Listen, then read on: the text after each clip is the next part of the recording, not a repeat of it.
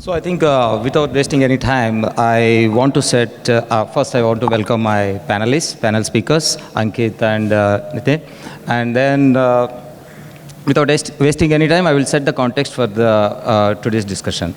See, from the morning I've been here and attending all of the sessions here. Now one common point that I have seen across is everybody is talking about AI. Okay, what is an AI? I mean, it has not been, it is not a buzzword anymore. It has started evolving and is growing across all the enterprises and all the organizations. Now, what we want to understand from our panel speakers is how important is to taking a digital transformation initiatives, and with AI being occupying the entire digital transformation initiatives, how important is for the C-suite to secure the approvals for digital transformation initiatives with respect to the AI projects. I'll start with Nitin. So, being a CBO and a co-founder of OfBusiness, you might have taken a lot of initiatives. Digital, you might be a part of a lot of digital transformation initiatives, etc. How about securing the funds for any of the AI-related initiatives for an organization? Okay. Yeah, first of all, thank you so much for having me. A little bit about us. We serve close to 1 million SMEs across India, and 10% of our revenue comes from abroad as well. We have a decent turnover, about $3 billion, and we're profitable for the last 9 years. But what we've seen is that a huge amount of revolution of sorts in the industry. So it's basically AI is not, as you pointed out, AI is not just a buzzword. It's actually being used by people on the ground, and those who are actually using this are getting far, far ahead. So it's very important for organizations to realize this and allocate some funds for research and for using tools, because there are a lot of tools and there are a lot of people who are experts in this, using this. So it's very, very important for organizations to actually make a team, which is your digital innovation team, and that's exactly what we did, right? So me being one of the co-founders, I had a little bit more say. So what happened was that we saw this entire wave coming through, and we said that we want to be the first ones to ride this wave. We don't want to be second one to enter the market. So we actually I led from the front. I said, I'm going to create a team which is going to be just focusing on how do you bring the digital revolution into the SME market, which is for Bharat, right? So all the native language speakers, how do you communicate to them using AI? How do you actually work with them? So all that we innovated within this team, and that this team is basically being funded by the profits that we generate. And it's not a lot, right? Because you can have just a very small amount of team doing a large amount of work. So you don't need to deploy humongous amounts of funds, right? You just need 1 or 2 smart people deploying your models and your AI ML algorithms, thinking about solutions, and then taking it really rapidly forward. That's what AI is. AI is not about deploying 50,000 people to do some work. AI is about one person deploying those models, and that model essentially does the work for about 100 people. That's what we have done. So securing funding was not the biggest challenge, because funding itna zyada required nahi hai jitna log sochte hain. It's not about, deploying $1 billion, that's never going to happen. So it's not about deploying a huge amount of funds, but you have to start somewhere. So start with the digital innovation team and then take it forward. Yeah. So Ankit, so while the initiatives and everything could be taken care by the CXO team or whatever it is, so you coming from a manufacturing company, and then you have seen sustenance is the important thing in your case, right? So how these digital transformation initiatives, whether it is AI initiatives or any other digital transformation initiatives that has been taken and implemented, okay? So how do you think, sustenance? What are the steps that you would ensure that, the initiatives that has been implemented, okay, has a long-term sustainability and adaptability by all the users across the sectors, because you are dealing with the multiple sectors and multiple vendors sort of thing. So could you throw some light on that particular thing? Sure. Just to highlight what Cummins do, Cummins is a listed entity in India which primarily produces auto components, and we are also one of the major solution provider on the powertrains and stationary power sources. So it's a company which is primarily focused on the auto OEMs and the energy sector right now. When it comes to software implementation and digital transformation, we are considered to be one of those companies which are last to adopt these solutions. But now we are realizing that our customers, which are essentially the OEMs, auto OEMs in India, as well as abroad, they are looking themselves to become a mobility enterprises.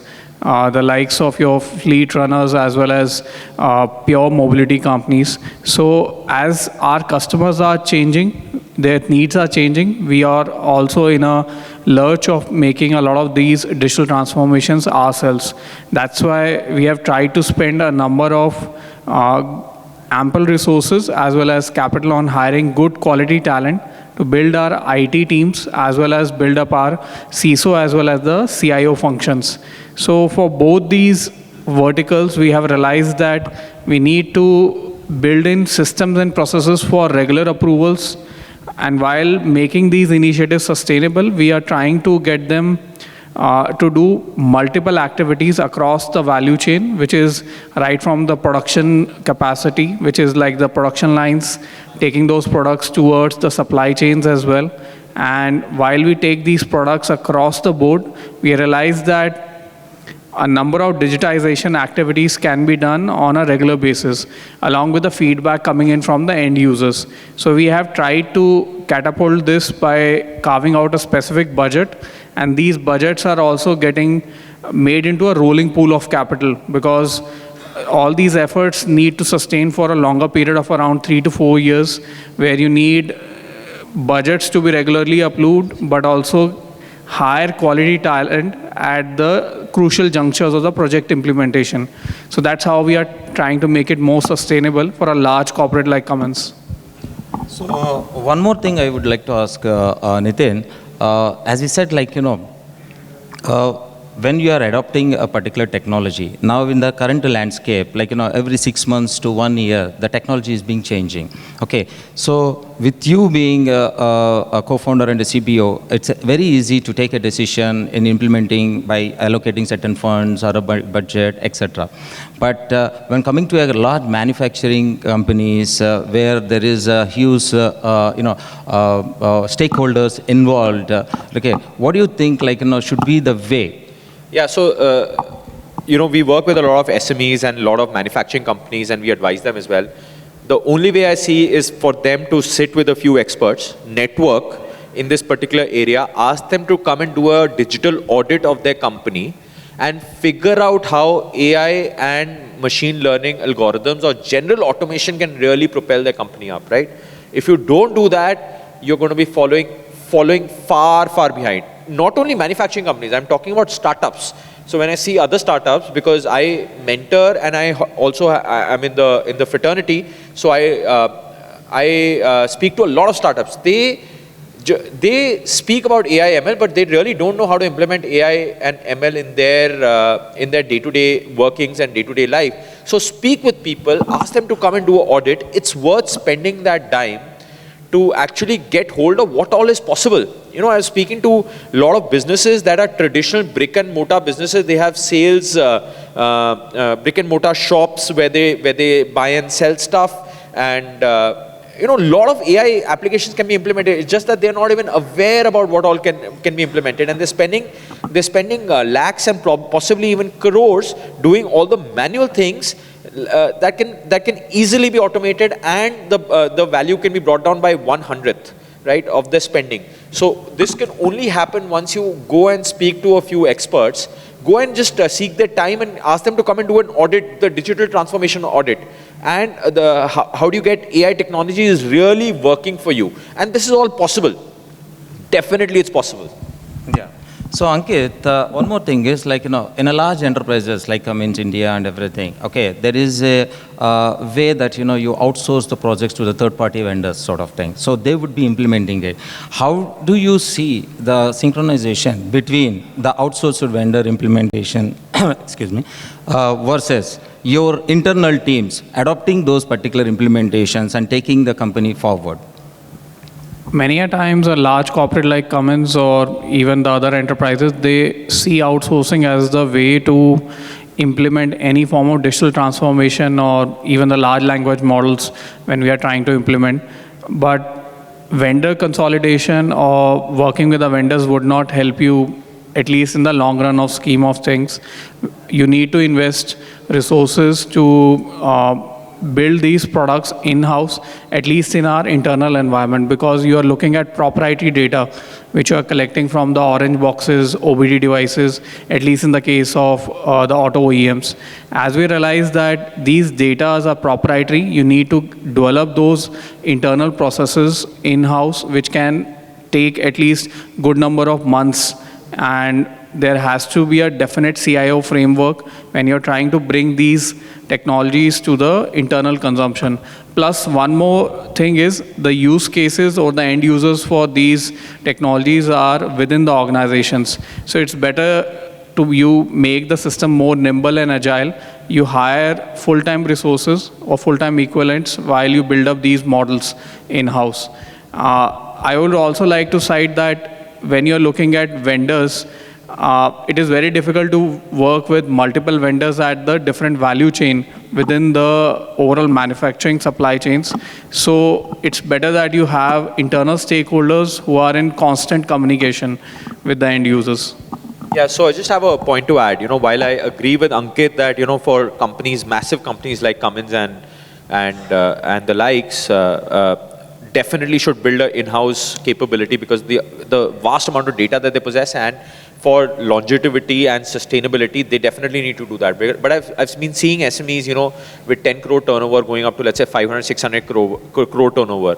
I don't think it's very wise of them to actually hire in-house resources and deploy them, because they don't know what to do. So it's worthwhile, for the first 3-4 years, figuring out with a lot of vendors and figuring out with experts how they can implement those technologies, and then think about, implementing that full time in their particular ecosystem or their environment. So for Cummins, for sure, it has to be from day one, right? Because they're such a large company. They are a multinational conglomerate. But for smaller companies, for smaller SMEs, for medium-sized SMEs, having that in-house team may not really help, because they will not know what to do and how to implement it, right? So you need to figure out with someone who's done this, been there, done that for a lot of companies, and they can bring about that knowledge and inference. So, for both of you, just want to ask one thing. There is a responsible AI has become a topic these days. And ethical AI, we talk about an ethical AI where the data need to be transparent and privacy, data protection. These are some of the buzzwords that we keep on listening from various people. For both of you, I would ask, as an organization, how important is, to follow an ethical AI and be helpful in creating an AI to be responsible for all users involved? Yeah, so I think, first of all, I would just answer that a little differently. It's important for you to secure your data, right? See, all these deepfakes and all are there. You know what is right, what is wrong, right? For an organization, there is no gray area. It's either black or it's white. So using someone else's proprietary data to train your models, that's wrong. Right? It's very clear. If it's publicly available information, it's right. There's no stopping it. But what you need to be worried about is that can someone else take your data to train their models? You need to safeguard that data. I think first of all, implementing those security features in-house will help you safeguard your data and for someone else to not use that data. I think that's more important than thinking about, I will be responsible, I will not use someone else's data. That is very clear, but safeguard your own data first. Like, for example, using ChatGPT or OpenAI, right? What you're doing is that if your entire firm is using that and uploading sensitive documents, all that is going into a centralized database which is getting retrained. Right? So you need to be aware about these particular issues. So while using AI, you need to be responsible. While creating AI models, I mean, let those guys do their things. But for people sitting in this particular room, they need to safeguard their data. That will be one takeaway I would give to everyone out here. Like, we are very, very, very mindful of our data and who's using it, who's not using it, because LLMs are not the moat. Data is the moat. Large language models are not the moat. They're commodity. Data is going to be the moat for the foreseeable future, and it's going to basically place you above others. That's my takeaway. So how about, just in continuation to what you are saying, one point I would like to highlight here is, there is a biased AI algorithms that could be created in violating the ethical AI sort of thing. So how do you think, we can restrict or keep, AI in a good note by becoming transparent and then becoming, open, etc.? No, see, if you are creating your own models and if you're training on your own data, there will be biases which will come through because of your data. So it's absolutely natural for those biases to come through. And if you're creating on your own data, then you just need to make sure that the LLMs that you're training on don't have inherent biases, right? That's important. Because LLMs inherently have biases, right? So if you talk about political questions, they may be leftist or rightist or center. They may have their inherent biases, but the data that you're training on, you need to be just careful and do a lot of tests to say that, are they really giving an answers based on your data, or they're actually taking their own biases. So that's my only takeaway and only sort of 2 cents on this particular do you aspect. support bias needed in an AI, for an individual or a group? It's very difficult to create an unbiased AI. AI is data, right? जिस data पे वो train होगा, उसका अपना inherent bias वो create करके सामने ले आएगा. So you have to be very careful about the data that you're training on, right? Yeah. So if that data has inherent biases, so let's say you're only taking large cap companies and training your data for financial analysis of the stock markets, it's going to miss out on the small cap and the mid cap, right? So you have to be very careful about what data you select and give to your LLMs as an input. There, you have to be very, very careful, right? Selection of data. Now, then the LLMs will be less biased because it'll take your data in this entirety. So, as an organization, what do you think? Is that okay to be a bias No, for an it's not okay to individual? be biased. It's about having the knowledge about what your data represents. That knowledge you should have very clearly. Yeah.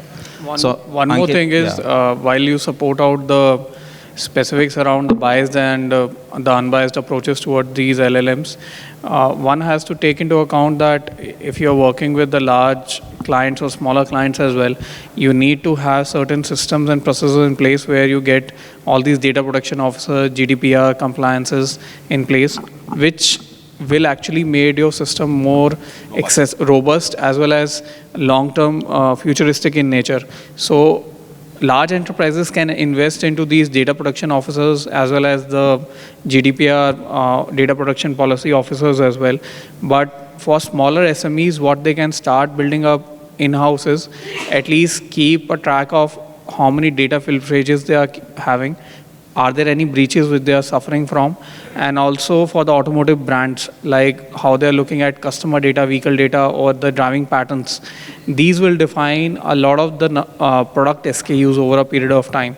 So one should be very cognizant how these data breaches are happening just to build up their overall models going forward. So mostly the data protection and the privacy policies and everything is the most important thing. Yeah. So I think audience, very great insights from Ankit and Nitin. So do you have any questions for our speakers? There's one there.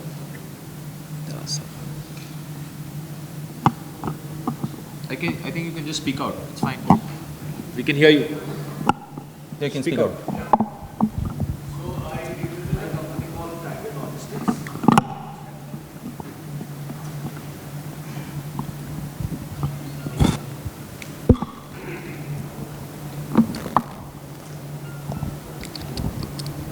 It's okay, speak out, we can hear you. So what exactly Nitin said that, companies which are an SME or MSME, should firstly focus on the digital transformation, right? And rightly, we also have, implemented a digital freight booking and management platform that we come up with last year in 2023. And so that part of the transition is, somewhat successful, if I don't say entirely is meeting the goals. But at the next phase, because a lot of companies are now doing that, especially in the freight forwarding and, logistics industry. So now the next stage is to adapt technologies like predictive analytics, or, even to figure out the trends of shipping lines and etc. So what do you suggest should be the next stage? Like, firstly, we did set up a team. Our numbers are good. We've, done fairly well. We've onboarded a lot of customers. People are liking it. We've got good feedback.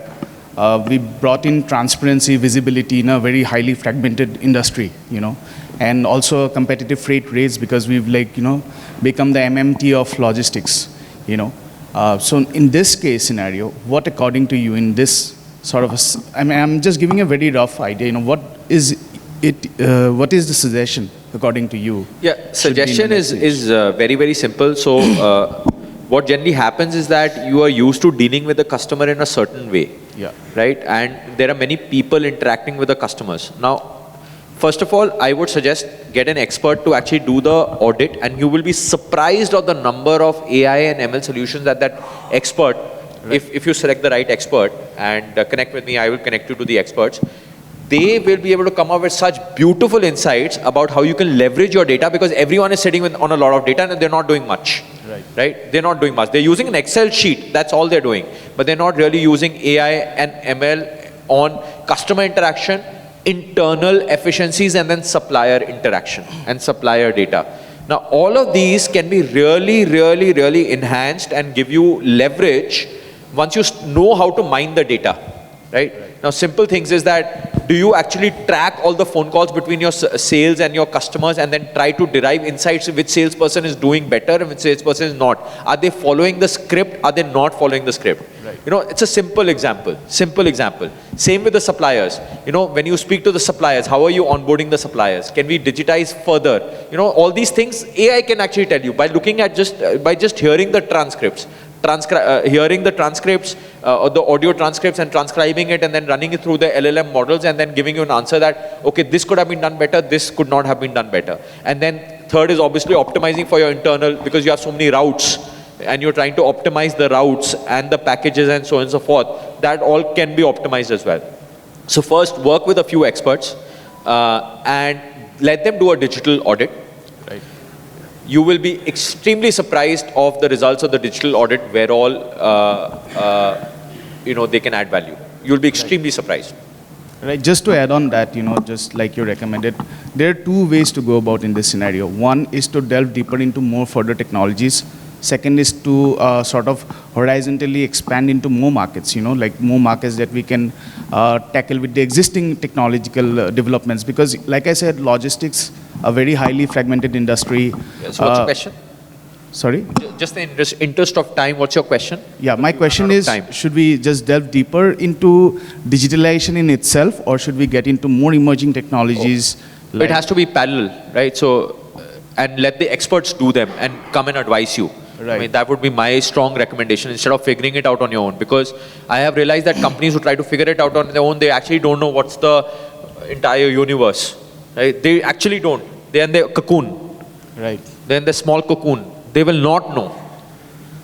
Perfect. Just to support Nitin's point, for the SMEs or the startups which are working on this freight forwarding space, I would suggest have a plug and play model of different tools, because this is a developing sector and changes are happening on a quarterly basis.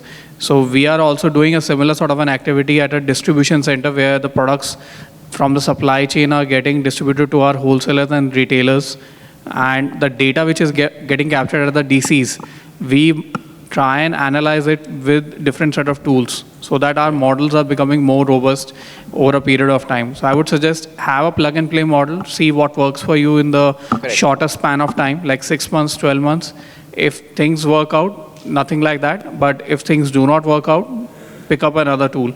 And always look out for Indian options over the international options. There's a lot of support you'll get. Yeah. Perfect. Thank you. International guys don't really give you time. Right. Thank you.